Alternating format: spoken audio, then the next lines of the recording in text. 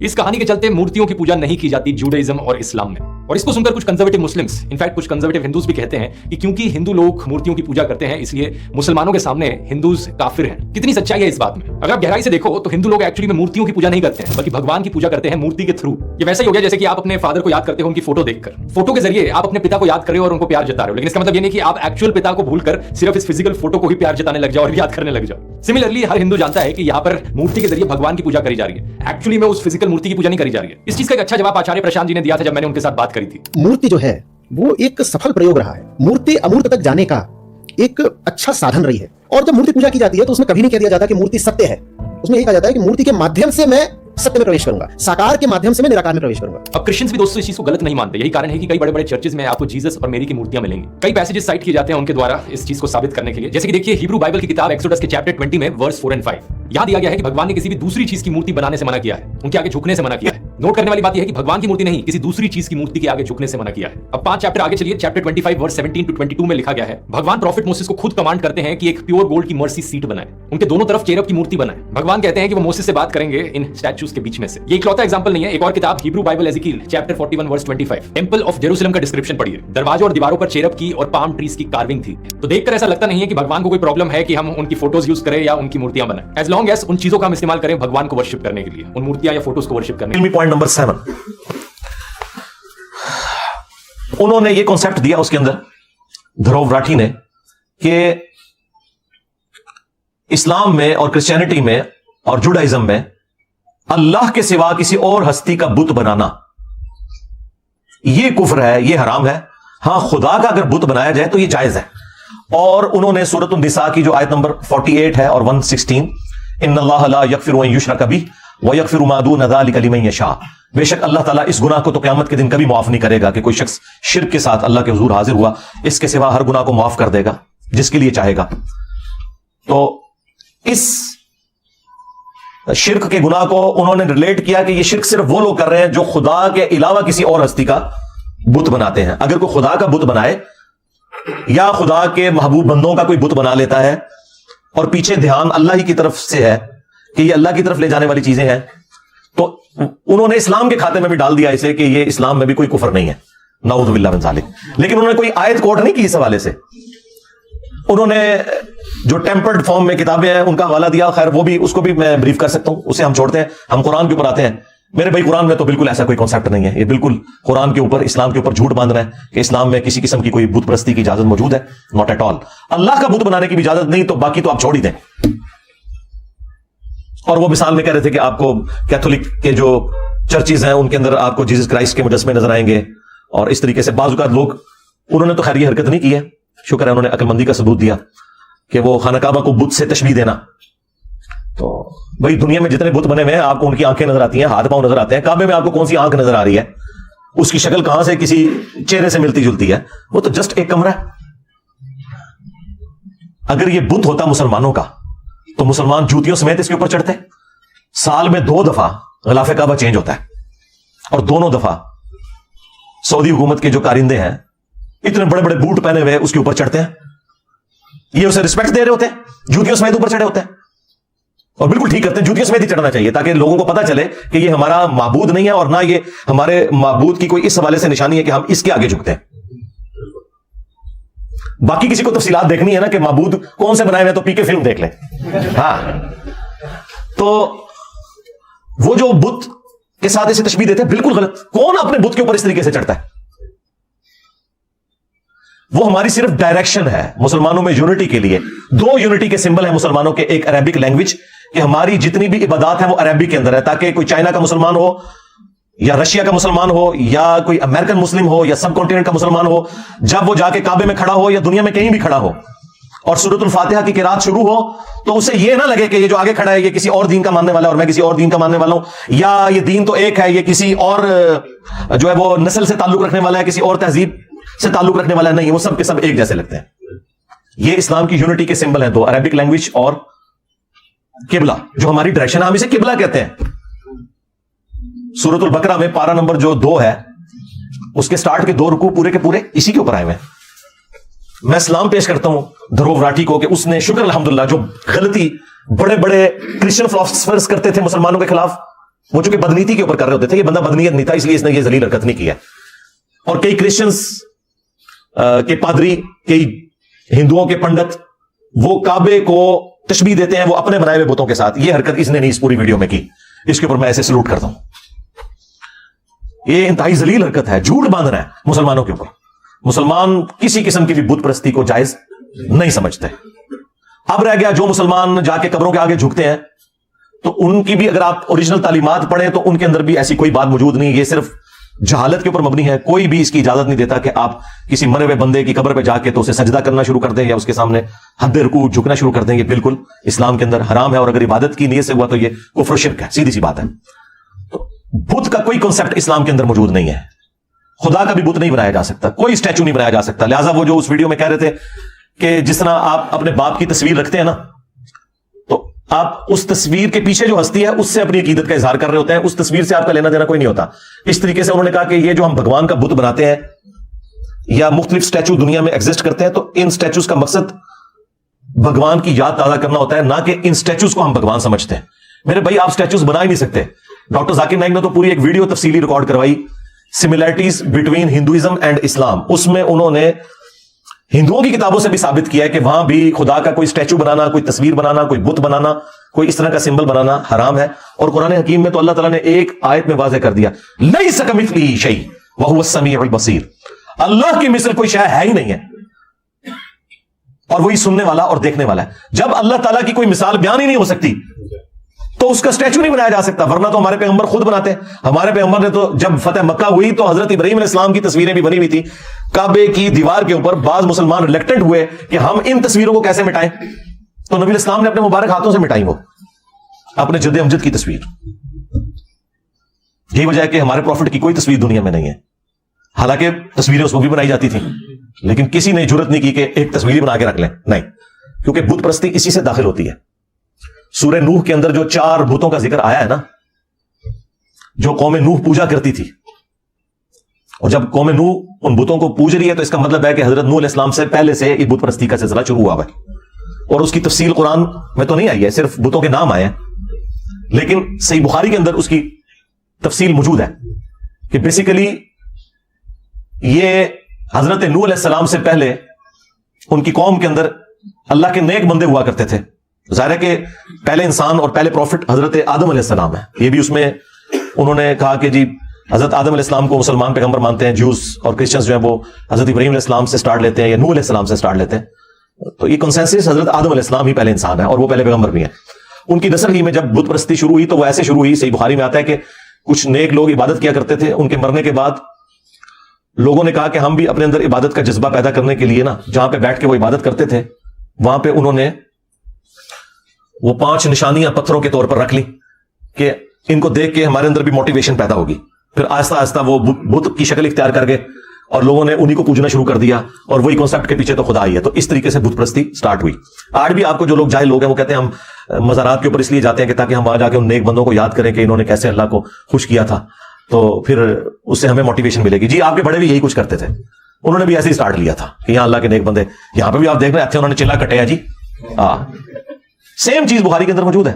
उन 5 बुतों का सिलसिला फिर शुरू हुआ, और कुरान हकीम इस हवाले से इतना सेंसिटिव है बुत परस्ती के हवाले से कि अल्लाह ताला ने सूरतुल हज की आयत नंबर 30 में, चैप्टर नंबर ये 22 है, फरमाया कि बुतों की गंदगी से बचो। इससे गंद कहा है, नजस गिलाजत कहा है बुतों की। फिर अल्लाह ताला ने सूरह अज़ुमर की आयत नंबर 3 में कहा कि ये लोग इन बुतों की इबादत इसलिए करते हैं कि ये कहते हैं कि ये हमें अल्लाह के नजदीक कर देंगे, पीछे अल्लाह ही है। तो अल्लाह ताला ने इसे भी कंडेम किया कि ये बिल्कुल सराहतन कुफ्र है।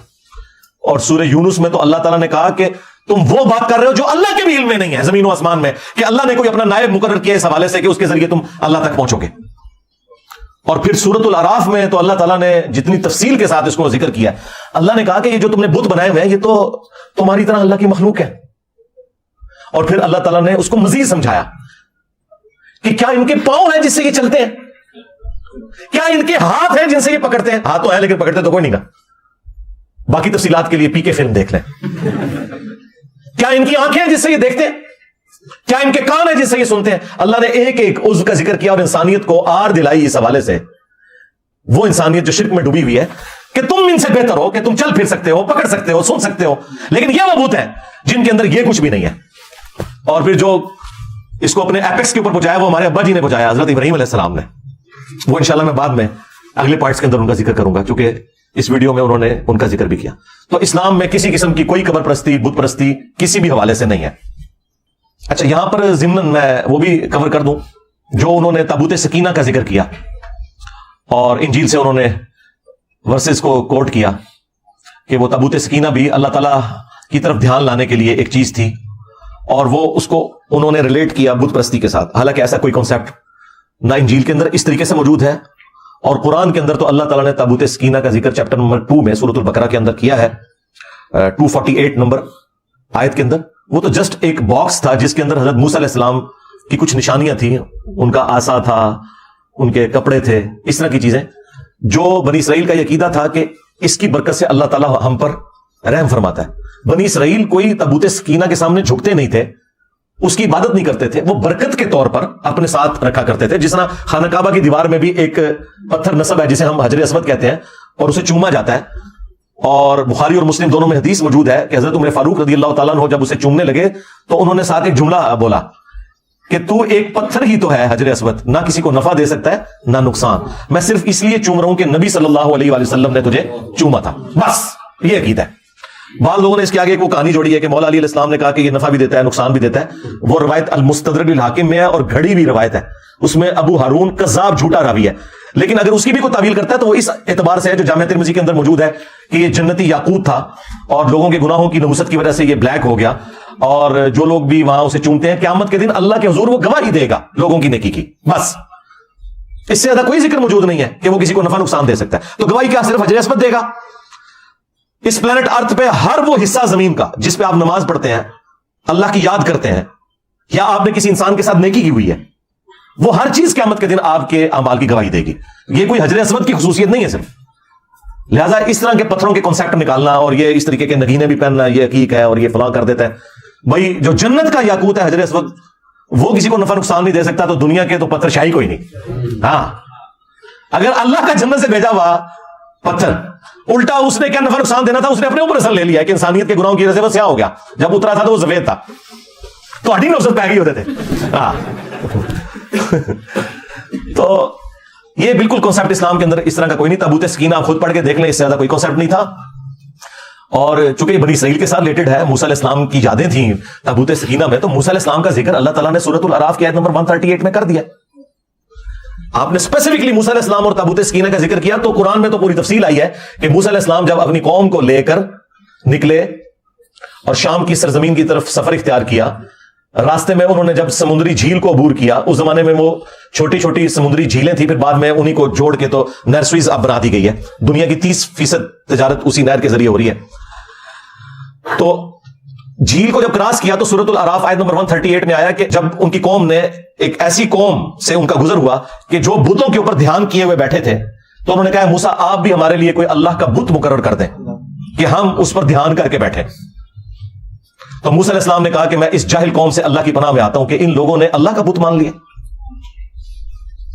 اور پھر جب موسیٰ علیہ السلام کو طور پہ گئے تو پیچھے انہوں نے وہ ایک بچڑا بنا بھی لیا زیورات کو جمع کر کے, پھر اس بچڑے کے ساتھ جو حضرت موسیٰ علیہ السلام نے کیا اس کے ٹکڑے ٹکڑے کروائے اور اس کو پانی میں بہا دیا. یہ سارے کا سارا ذکر قرآن حکیم کے اندر موجود ہے. لہٰذا موسیٰ علیہ السلام نے اگر کوئی کانسیپٹ دیا تھا بت پرستی کا, تو یہ بالکل ان پہ جھوٹ ہے. انہوں نے تو اللہ کا بت نہیں بنانے دیا, تو تابوت سکینہ کیسے بت بنا سکتے تھے؟ وہ یہ بالکل جھوٹا الزام ہے. اور اسی کانٹیکسٹ میں ایک حدیث جامعہ ترمذی میں موجود ہے کہ ہمارے محبوب علیہ السلام کے چند اصحاب آپ کے ساتھ تھے, غزوہ حنین کے موقع پر ایک درخت کے پاس سے گزرے جسے ذات انواد کہا جاتا تھا, جہاں مشرکین عرب اپنا اسلحہ لٹکاتے تھے اور ان کا یہ عقیدہ تھا کہ جو یہاں پہ اسلحہ ٹچ کرتا ہے اسے جنگ میں فتح ہوتی ہے. فتح پھر بھی کوئی نہیں ہوئی, حنین وہ ہار ہی گئے مسلمانوں سے. تو چند اصحاب نے کہا یا رسول اللہ آپ بھی ہمارے لیے کوئی درخت مقرر کر دیں جس سے ہم برکت حاصل کریں. انہوں نے کوئی اللہ کا بت نہیں مانگا تھا, انہوں نے برکت کے لیے ایک چیز مانگی. تو نبی علیہ السلام نے فرمایا سبحان اللہ, اللہ پاک ہے, تم نے تو مجھ سے وہی ڈیمانڈ کر دی جو موسیٰ کے اصحاب نے کی تھی. پھر نبی علیہ السلام نے سورۃ الاعراف کی آیت نمبر 138 جو میں نے بیان کی تلاوت کی, اور پھر آپ نے فرمایا اس ذات کی قسم جس کے قبضے قدرت میں میری جان ہے, تم بھی اگلے لوگوں کے طریقے پہ چل پڑو گے. اور پھر اگلی پوری حدیث بخاری مسلم میں موجود ہے कदम ब कदम बालिश्त बर बालिश्त, हत्ता कि अगले लोगों में से कोई गोह के सुराख में दाखिल हुआ तो तुम भी यही काम करोगे। साहब इकराम ने पूछा कि अगले लोगों से मुराद क्या ज्यूज और क्रिश्चियंस हैं? आपने फरमाया अगर वो मुराद नहीं तो और कौन से लोग मुराद हैं? और हमारे प्रॉफिट ने हमें पहले ही बता दिया कि मेरी उम्मत में भी ये खराबियां आएंगी, लेकिन उनका ताल्लुक ना मुझसे है ना किसी पैगंबर के साथ है। लिहाजा आज प्रैक्टिकली अगर आपको कहीं मुसलमान किसी कब्र के आगे घेरे पड़े नजर आ रहे हैं और हिंदू उनके ऊपर एतराज करते हैं कि हम खड़ा करके पूछते हैं, तुम लिटा के पूछते हो, तो हम उनको बताएंगे कि ना इस्लाम में खड़ा करके किसी को पूजने की इजाजत है, ना लिटा के पूजने की इजाजत है, वरना इस प्लेनेट अर्थ पे सबसे मुतबरक कब्र तो रसूलुल्लाह की कब्र है सल्लल्लाहु अलैहि वसल्लम। और मुस्नद अहमद में हदीस है, हुजूर दुआ करते हैं अल्लाहुम्मा ला तजअल कब्री वतनन युअबदु, अल्लाह मेरी कब्र को वो बुत ना बनने देना कि लोग इसकी परस्ती शुरू कर दें। हमारे नबी इस्लाम तो अपनी कब्र को भी बुत कह रहे हैं अगर परस्ती शुरू हो जाए। वो कब्र मुबारक जो हमारे माँ बाप औलाद सबसे बढ़कर हमें महबूब भी है, और उस कब्र की हाजिरी हर मुसलमान के दिल की ख्वाहिश भी है। बुखारी मुस्लिम दोनों में हदीस है, नबी इस्लाम के आखिरी दिन चल रहे थे और हुजूर सल्लल्लाहु अलैहि वसल्लम तकलीफ की वजह से अपने चेहरे अनवर से चादर हटाते और पास पानी का एक बर्तन था, उससे हाथ गीला करके अपने चेहरे पर मल के अपने बुखार की शिद्दत को ठंडा करते और साथ साथ फरमाते लाअनल्लाहुल यहूद वन नसारा, अल्लाह की लानत हो यहूद और नसारा पर, इत्तखज़ू कुबूर अंबियाहिम मसाजिदा, उन्होंने अपने अंबिया की कब्रों को सजदागाह बना लिया था। और हमारी मां सईदा आयशा सलामुल्लाह अलैहा के अल्फाज हैं कि अगर हमें यह खतरा ना होता कि लोग रसूलुल्लाह की कब्र पे सजदे शुरू कर देंगे तो हम नबी इस्लाम की कब्र मुबारक को जियारत के लिए ओपन खोल देते और हुजरे की दीवार को गिरा दिया जाता। आज तक ओपन नहीं है कब्र मुबारक, लेकिन चूंकि नबी इस्लाम हमें डरा रहे थे, यार अगर रसूलुल्लाह की कब्र मुबारक का ये स्टेटस है तो बाकी तो दुनिया की हर कब्र से आई कोई नहीं। और अम्मा आयशा कह रही है कि हमें पता था कि हुजूर हमें डरा रहे हैं, इसलिए हमने इस तरह की कोई एक्टिविटी परफॉर्म नहीं की।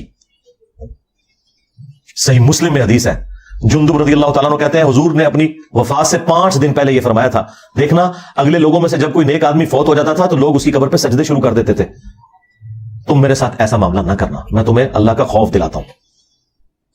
फिर बुखारी और मुस्लिम दोनों में यह हदीस मौजूद है, हमारी 3 माएं यानी नबी इस्लाम की 3 बीवियां सईदा उम्मे सलमा, उम्मे हबीबा और सईदा आयशा रज़ियल्लाहु अन्हुन अजमाइन व अलैहिमुस्सलाम अजमाइन हुजूर के पास बैठी हुई थी। ज़ाहिर हुजूर के आखिरी दिन चल रहे थे, तो उम्मे सलमा और उम्मे हबीबा जो सीनियर सहाबियात में से हैं, इन्होंने हिजरत हबशा भी की है, हिजरत मदीना से भी जो बेहतर हिजरत थी। उस वक्त ये अपने खामदों के अकद में थी, उस वक्त जो उनके खामद थे तो उनके साथ इन्होंने हिजरत की। तो वो जिक्र करती है कि जब हम वहां गए थे तो हमने मारिया नाम का एक गिरजा देखा था हबशा में। तो नबी इस्लाम के आखिरी दिन चल रहे हैं और आप तकलीफ में, आप फौरन अटेंटिव हो गए और आपने कहा यही तो उनमें खराबी थी, क्योंकि उन्होंने साथ जिक्र किया कि हमने वहां कुछ तस्वीरें भी लटकी हुई देखी थी उस गिरजे के अंदर। आप इस्लाम ने फरमाया यही तो उनमें खराबी थी कि यहूद और नसारा में जब कोई नेक आदमी फौत हो जाता था या पैगंबर तो उसकी कब्र पे तस्वीरें लटका लेते थे, फिर आहिस्ता आहिस्ता वहां पे सजदे शुरू कर देते थे। क़यामत के दिन ये लोग बदतरीन मखलूक बना के अल्लाह के हुजूर उठाए जाएंगे। जनाब इस्लाम में तो पैगंबरों का कोई बुत नहीं, तो बाबेदशाही कोई नहीं। हाँ, अगर पैगंबरों का बुत नहीं है तो अल्लाह ताला के बुत के बारे में तो कोई सोचे भी ना। लिहाजा बुत परस्ती ख्वाह खुदा का बुत बनाया जाए या किसी पैगंबर का, इस्लाम में टोटली ये कुफ्र है। ये कॉन्सेप्ट मैंने क्लियर कर दिया अल्हम्दुलिल्लाह।